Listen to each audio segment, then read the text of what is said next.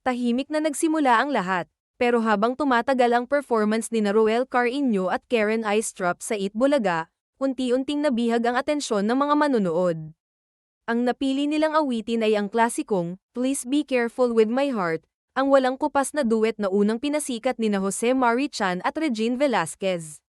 Isang kantang kilala na sweet at emosyon, at hindi naging madali para sa dalawang batang mang-aawit ang bigyan ito ng panibagong buhay.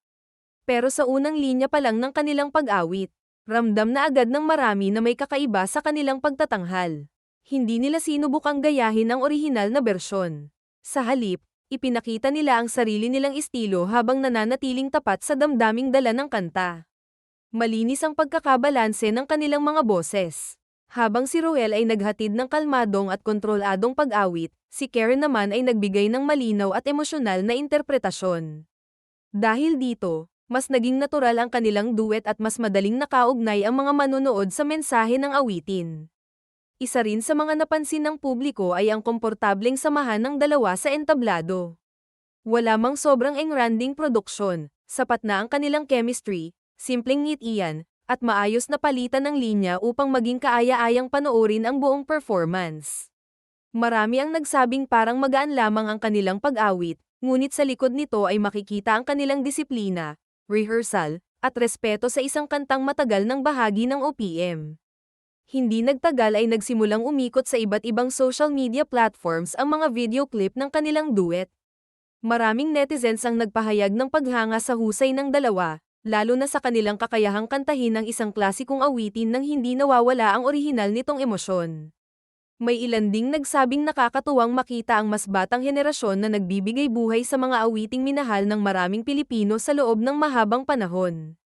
Para kay Ruel Carreño, isa na naman itong patunay na hindi lamang siya mahusay sa pag-awit ng mga modernong kanta. Unti-unti rin niyang napapatunayan na kaya niyang dalhin maging ang mga klasikong OPM songs na nangangailangan ng tamang emosyon at kontrol sa boses.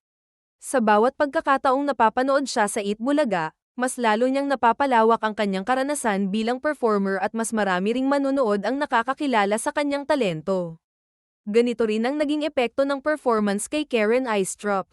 Matagal na ring kinikilala ang kanyang husay sa pagkanta, ngunit sa bawat duet na ginagawa niya sa programa ay mas lalo niyang naipapakita ang kanyang versatility bilang singer. Hindi lamang lakas ng boses ang kanyang puhunan kundi pati ang kakayahang makisabay sa kanyang kaduet upang makabuo ng isang maayos at balanseng pagtatanghal.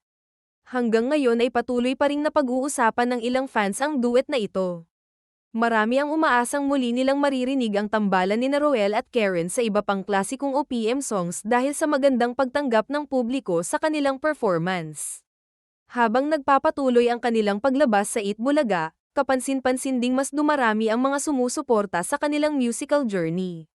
Sa bawat pagtatanghal na kanilang ginagawa, hindi lang nila ipinapakita ang kanilang talento kundi pinapaalala rin nila na ang magagandang awitin ng OPM ay patuloy na nabubuhay sa pamamagitan ng bagong henerasyon ng mga mang-aawit. Hanggang sa muli, thank you and God bless.